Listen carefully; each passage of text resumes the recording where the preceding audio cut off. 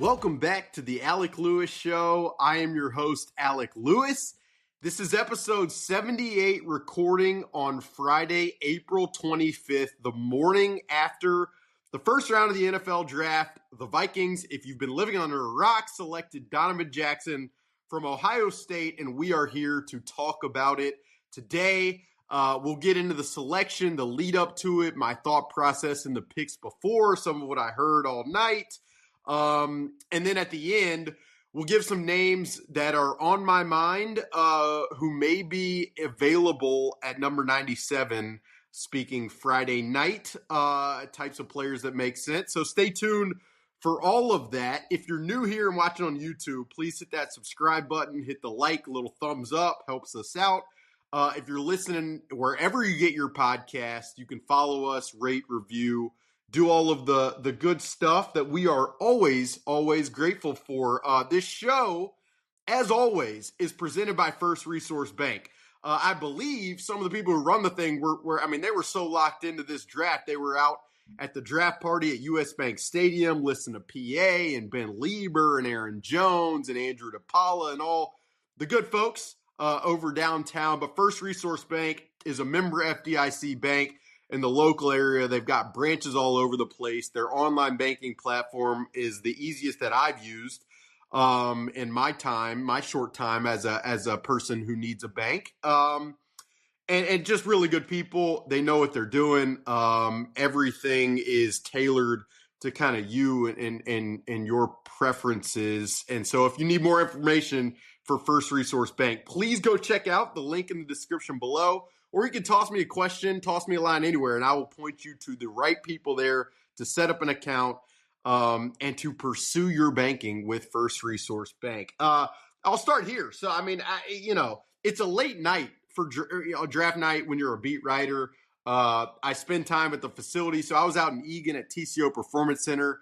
They gave us a nice dinner spread last night. There was some, I hate to show off, brag a little bit here. There was some ribeye I had. There was a nice Caesar salad that was very well mixed, a wild rice pilaf. But you really sit there and kind of wait for the pick. And then after it happens, talk to Kwesi Adofo-Mensah, talk to Kevin O'Connell, talk to Donovan Jackson virtually.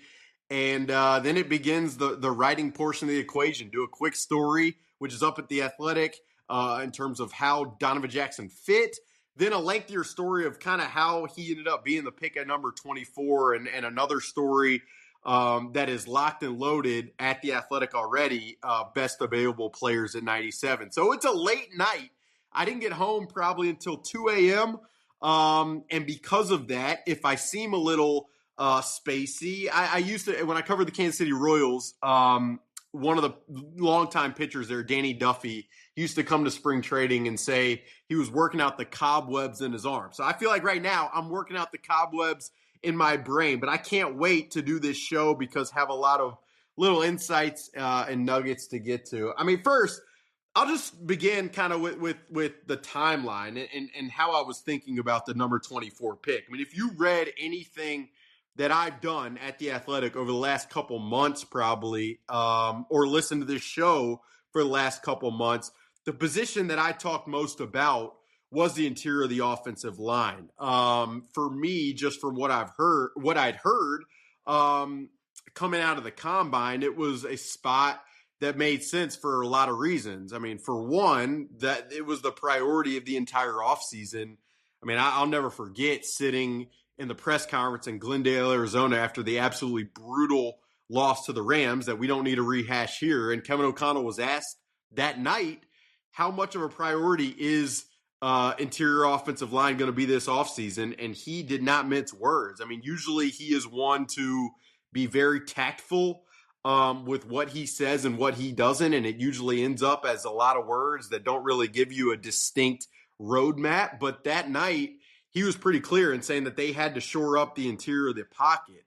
And so you wondered how with time he would reflect on that. But it sounded like in Indianapolis at the Combine, it was even more so of a double down in that they had to get better in the interior, both to protect the quarterback of the future, but also to run in short yardage. I mean, I've posted these numbers and metrics a billion times, but in 3rd and 1 situations, in 4th and 1 circumstances, the Vikings have not been able to get the physical interior push that you have to get in those circumstances to get that first down. And Kevin O'Connell seemed to kind of be sick of that. I mean, they've done so much talking over the last 3 years about improving the run game, about, adding Josh Oliver as a physical presence, which he's been, about, switching running backs to be more efficient and all of that. And, it's been a lot of talk, and the run game has remained one of the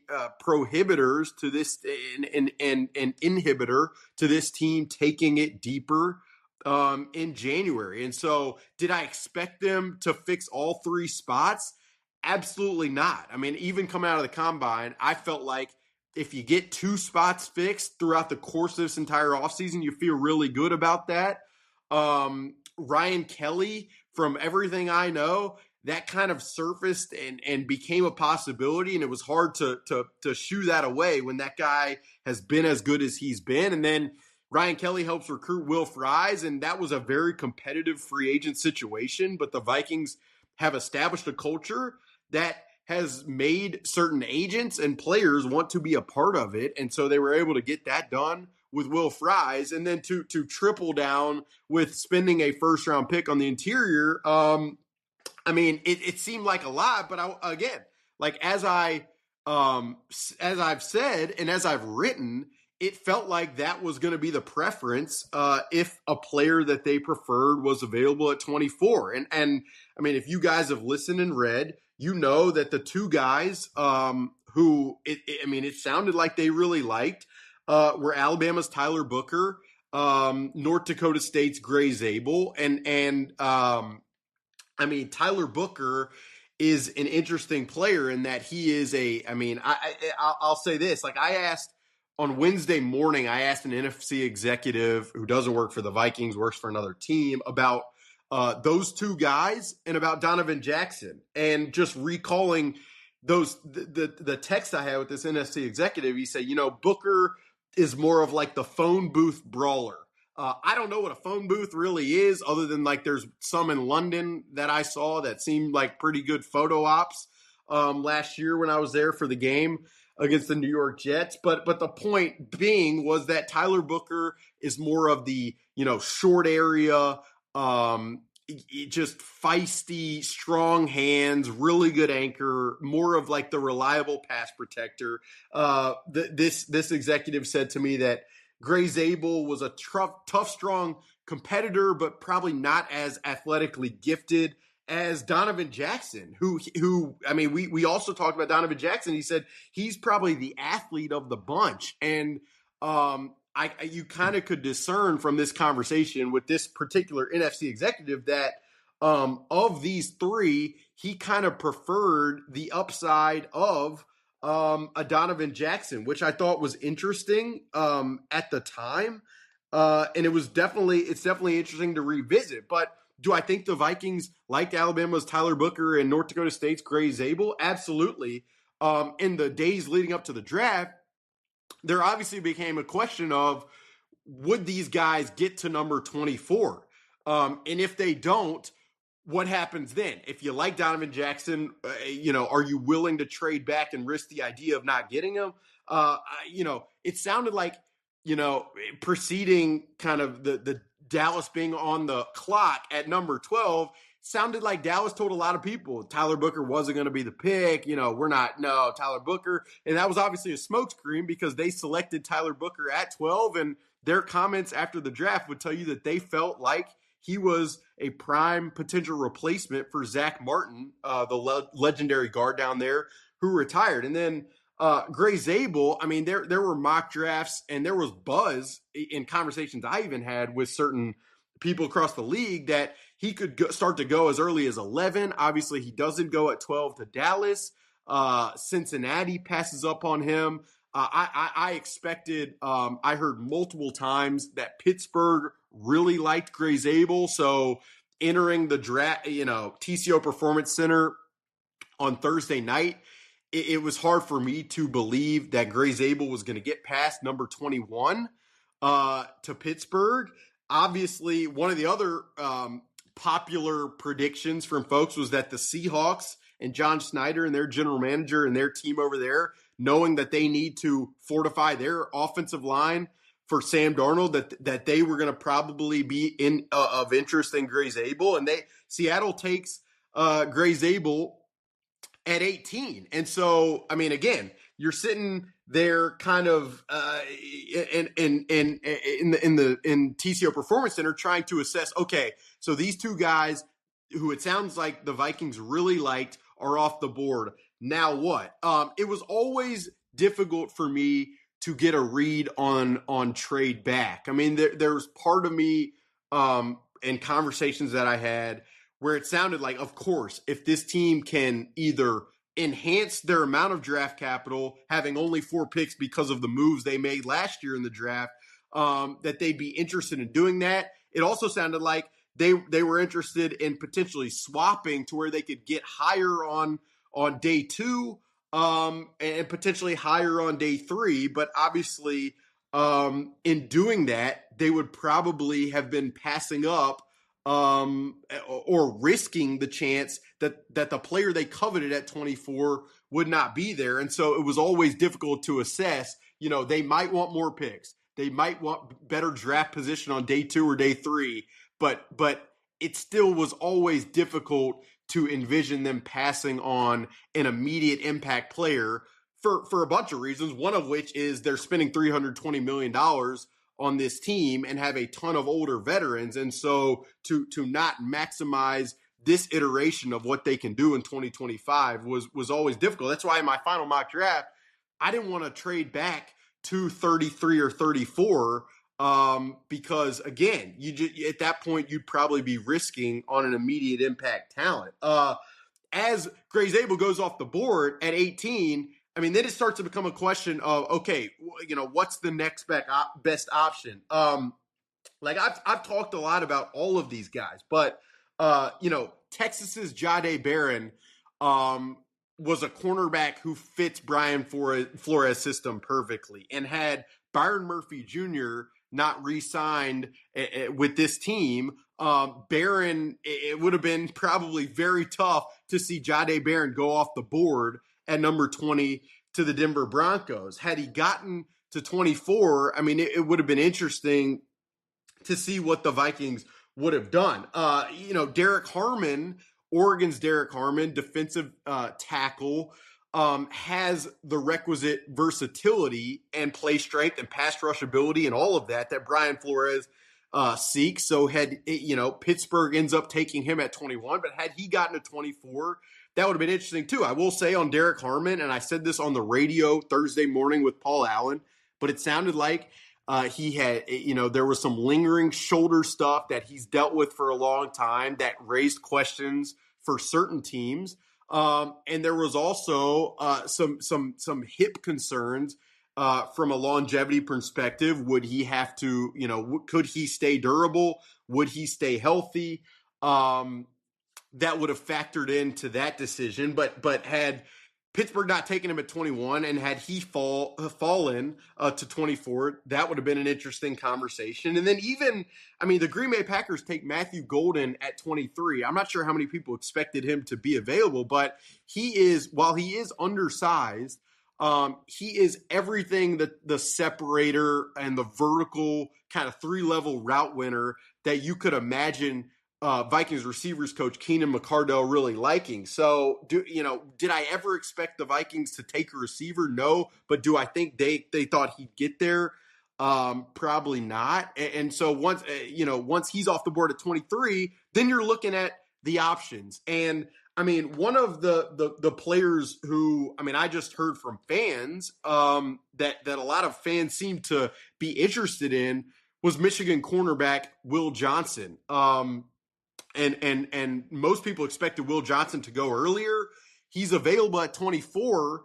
And he is, to describe this guy, he is, people talk about him like a missile defense system tracker in terms of how he reads plays from the top down as a cornerback. And I think a lot of people have thought about Brian Flores as this man coverage merchant where in Miami, I mean, he's just playing 50% man and that's what they do and that's what he wants to do. But, coaches evolve and change in terms of how they feel like is best to play defense in the current iteration of the NFL. And Brian Flores in Minnesota has played a lot of zone coverage with zone eyes on the quarterback. And Will Johnson is kind of like the perfect fit for that. And so, why was Will Johnson available at 24? Well, Adam Schefter reported this, and it's something that I heard both from internally with the Vikings and externally throughout the league of people that I talked to. He's got a knee situation that may have prevented him from running the 40-yard dash at his little workout, which was an entire conversation in the draft community. But that knee situation, I was told that the Vikings medical staff cleared it to where, they felt confident enough if the Vikings picked him, they were going to be okay with it. It's not like that he was just totally off the Vikings board. And so, that he was an interesting type of prospect who had they picked him at 24, I probably would have understood it. Not picking him at 24 to me tells me that there was more comfort within all of the decision makers in the draft room, that interior offensive line and a guy of Donovan Jackson's kind of stature, his makeup, his athleticism, that was overwhelmingly the spot that the decision makers in the Vikings draft room felt comfortable with. I mean, there's no question that Kevin O'Connell, in talking after the selection, it was pretty clear that he had a very high opinion of Donovan Jackson in the lead up to this entire process. And then Donovan Jackson flew to Minnesota for a top 30 visit, the same way Jordan Addison did a couple of years ago. Donovan Jackson sat with Kevin O'Connell. They watched film together. And it was pretty clear that conversation, that type of communication, that experience only validated what Kevin O'Connell felt about what Donovan Jackson could be in this offense. And so ultimately, while I do, from what I know, there was certain trade framework that could have been executed to move the Vikings back a pick, towards the back of the first round. It's clear that Kwesi Adofo-Mensah and the Vikings brass was not willing to risk losing out on the player that they ultimately picked. And so that level of conviction speaks to what they believe Donovan Jackson can become. And I mean, I'll just give you experience from what I saw watching him on tape.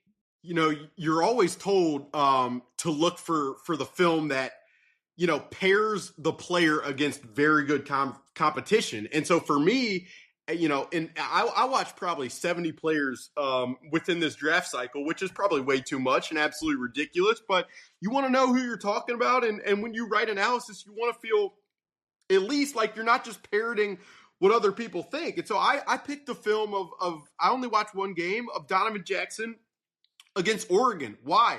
I wanted to see him against Derek Harmon. What would he look like against a physical, very large player like that who had as much success as Derek had rushing the passer all year? And Donovan Jackson really held his own. Like I watched it.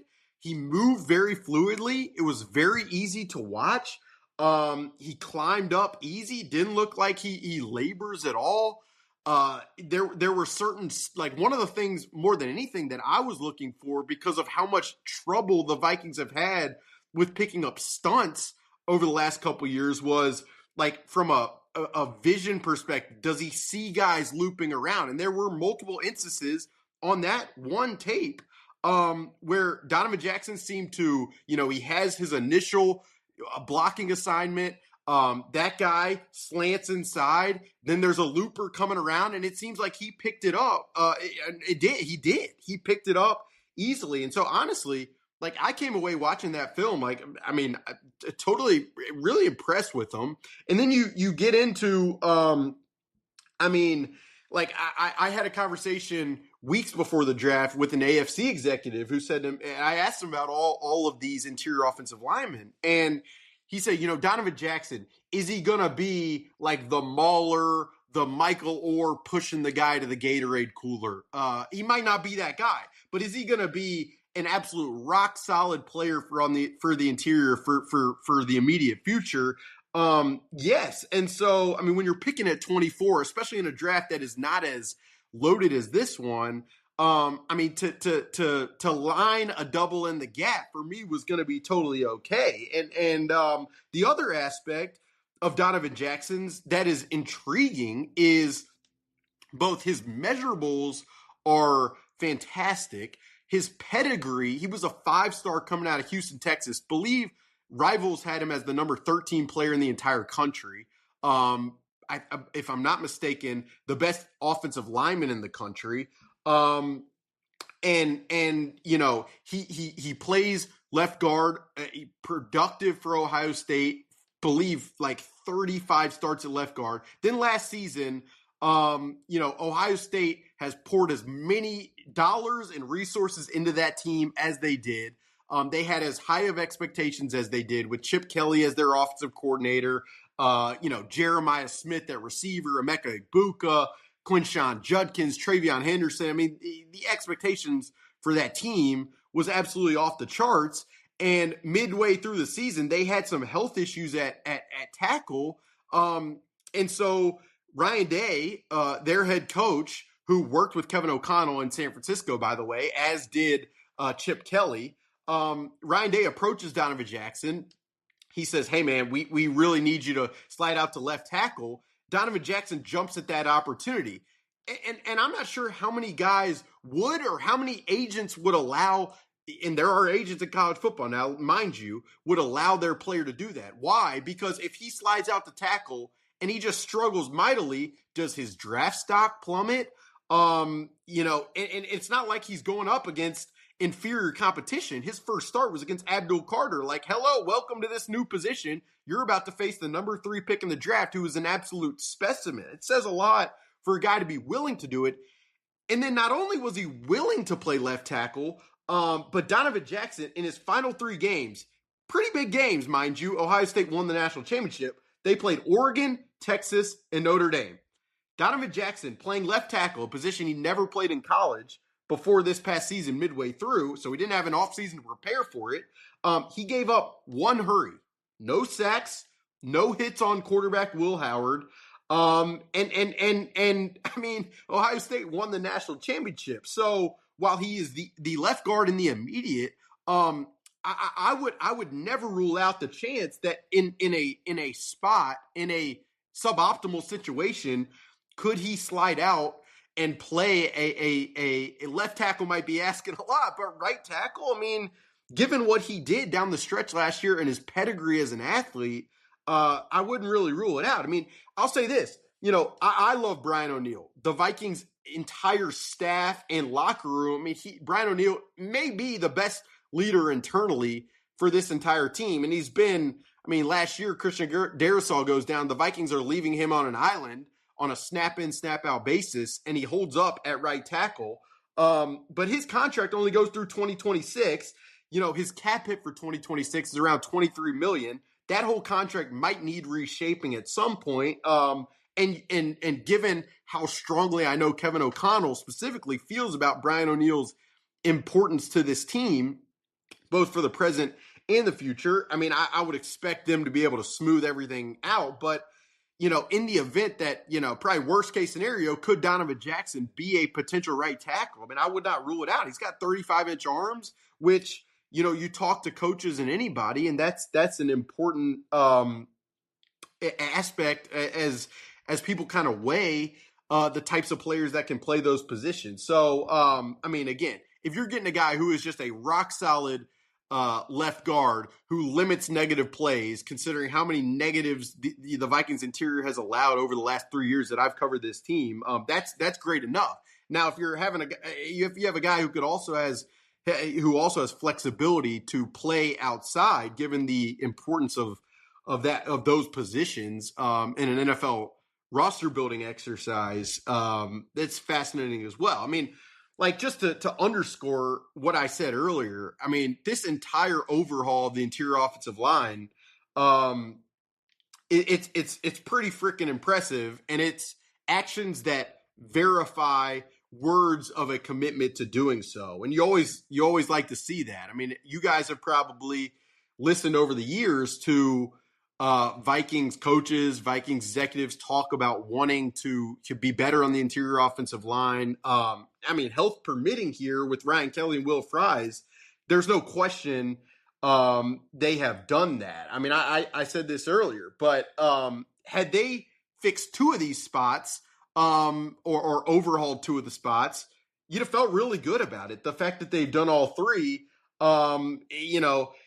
it gets you to a place where offensively you almost want to ask, I mean, what else could if you're a play designer, if you're a coordinator, if you're a head coach who is an offensive guy that some people call the quarterback whisperer, I mean, what else do you want? You have an all-pro left tackle, a very trustworthy right tackle who is one of the focal points of your entire team. You've got a center in Ryan Kelly who's done all the communication in the past and who is a former first-round pick. You've got Will Fries, who is this kind of developmental type, late round pick who's become just an absolute baller and physical play demeanor type of guy who you can feel very comfortable with at right guard. And then you add this athletic, skilled, experienced left guard. You've got Justin Jefferson and Jordan Addison on the outside, Jalen Naylor as well. You've got TJ Hawkinson, who you've committed a lot of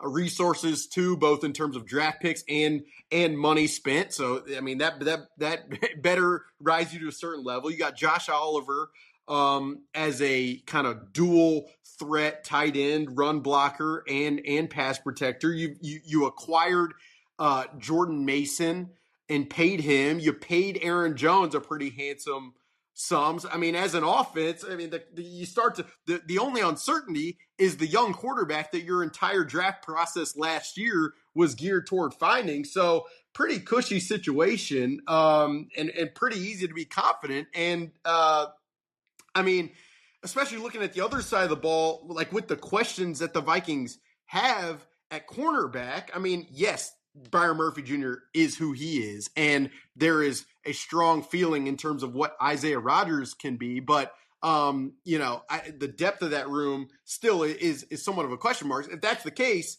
and you feel as strongly about Donovan Jackson, I mean, you put your offense in a pretty cushy situation to make this work. Kevin O'Connell said Thursday night, this is a pretty formidable group on paper, and we have to make that come to life. And so that's the charge for them. There's not like a lot of room for error, other than the fact that the quarterback is obviously an unproven player at the NFL level, but you allocated the pick you did on him. So, I mean, it's now incumbent upon Kevin and this offensive staff and JJ McCarthy to look at all of the resources that they've utilized, and really make it work in a competitive division. And I can't wait to see how things look, because it's felt like over the last 3 years, oftentimes that the Vikings have been, I mean, obviously they've been as explosive as they've been in the passing game, but it's felt like they're always kind of massaging their plan and their approach based upon not feeling full trust in that interior. So now that you hopefully could feel as convicted in what that group is giving you at the point of attack, I mean, what's possible to me, that's a fascinating thought experiment. It's something that I can't wait to watch come training camp and come games beginning later this fall. To segue a little bit, I'm going to give you guys 3 names for Friday night who I want you to watch. Right now, the Vikings only have number 97, which is very late in the 3rd round, which means we're going to be waiting a long time unless some shenanigans happen to climb up. But 3 names for me who I just want you to remember as the Vikings are on, in the lead up to the Vikings being on the clock and when the Vikings are on the clock. All right, here are the names, and we'll go one by one. The first one to keep an eye on is Shamar Turner. He is a defensive tackle from Texas A&M. Really competitive to the point of maybe overly competitive player. He was flagged a lot in college, but violent with his hands. The type of interior defender who Brian Flores would absolutely love to be able to move all across the line of scrimmage. Now, do I expect Shamar Turner to get to 97? I absolutely do not. Is he going to get out of the second round even? It's a very worthwhile question. And then if the Vikings were to draft an interior defensive lineman, I mean, then what happens with that room? I wrote this last night, but, the Vikings right now have Jonathan Allen in the interior defensive line room, Javon Hargrave, Harrison Phillips, Jalen Redmond, Levi Drake Rodriguez, and Taki Taimani. That's 6 players. To add another interior defender, does that mean you got to let go of one? Do you want to let go of a guy you believe in the development in Levi Drake Rodriguez, who you picked? How about Taki Taimani? I mean, in spurts last year, he was a very stout run defender. Jalen Redmond, you guys know because you read and listened. I mean, that he assumed a pretty meaningful role kind of down the stretch. So, I mean, the Vikings extended Harrison Phillips a couple seasons or before this past season. I'm going to look this up while I have you guys. But if they were to part ways with him, I mean, he's been a leader in the locker room, so that would be interesting. And I mean, moving off of him as a post-June cut, you're only saving $1 million on the cap, and you're assuming close to $9 million of dead money. I mean, that's it's not the most optimal kind of roster probably construction approach, but if you were to draft an interior defender, it's an interesting question. The next name I want to give you is Georgia's Tyrion Ingram-Dawkins. He is also kind of an interior defender, but I would almost try to think about him more as like the Patrick Jones, where he's kind of an edge player, but he can slide inside and play and give you some pass rush kind of juice. I mean, it would be, in 5 down fronts to imagine Jonathan Grenard, Andrew Van Ginkel, Javon Hargrave, Jonathan Allen, and Tyrion Ingram-Dawkins. I mean, you're talking about some horses coming at you for if you're the opposing offensive line. Tyrion Ingram-Dawkins was a 4-star coming out of high school. He goes to Georgia. He never really produced at the level that people down there probably hoped he would. But would his versatility and Brian Flores and Marcus Dixon, the D-line coach, believe that they could, maximize what he could be? I think so. And so he's a name to keep an eye on. And then the third one, I'd say Noah Williams, cornerback from Cal. Do I expect the Vikings to go cornerback with this 3rd-round pick in 97 if that's where they're picking on Friday night? No, I do not. But Noah Williams, he had 7 interceptions last year. He isn't the most explosive athlete, but a very instinctive corner from Cal who finds the ball, who is unafraid as a tackler. I'm of the belief that the Vikings would absolutely love him. So those are the 3 names I'll give you: Shamar Turner, Tyrion Ingram-Dawkins, and Noah Williams. I mean, if those 3 guys are all off the board or something, you're talking about Texas's Vernon Broughton, defensive lineman. You're talking about Washington State's Kyle Williams, receiver. Maryland's Ty Felton, receiver. That's probably where I'd go. So I gave you a little bonus, some bonus names. But it would be interesting if they take an interior defensive lineman, how they would kind of manage the numbers in that room, how they would think about that. And then, if some of these guys are off the board by 97, what they would do becomes kind of an interesting conversation. I've got more names in terms of best available for the Vikings at 97 over at The Athletic. So if you missed that story, it posted early Friday morning. You can go check that out immediately. And there's more blurbs on Turner, Ingram-Dawkins, Vernon Broughton, Noah Williams, Ty Felton. So just more depth if you want it over at The Athletic. That's usually what we're trying to do. We'll have more stories to come, talking to people throughout the day on Donovan Jackson. He'll be introduced at a press conference Friday afternoon. So we'll have some feedback from that. Stay locked in to social media over the next, tonight, tomorrow, as the Vikings try to put some finishing touches on adding some youth to their roster. And then I'd expect the UDFA portion to be pretty active. So, stay tuned to the coverage. If you got here on YouTube, we appreciate it. Hit that subscribe button, hit the like button. It helps us out. If you're listening on Apple, Spotify, iHeart, wherever you get your podcast, we appreciate that. Rate and review us over there. We'll be back probably over the course of the weekend with some of the final thoughts on what happened, but hope this gave you a pretty good feel of, how the Vikings ended up with Donovan Jackson at 24, what to think of it, some insights from people throughout the league, and then some players to look for as you tune in Friday night for the big wait. As you probably, pair it with the Wolves-Lakers game. Hopefully the Wolves get off the schneid and get back in front in what will be an absolutely electric atmosphere at Target Center. But appreciate you guys being here. Always appreciate First Resource Bank for their support. We will talk to you guys very, very soon. Stay locked in for all the draft coverage. That'll do it for episode 78 of the Alec Lewis Show.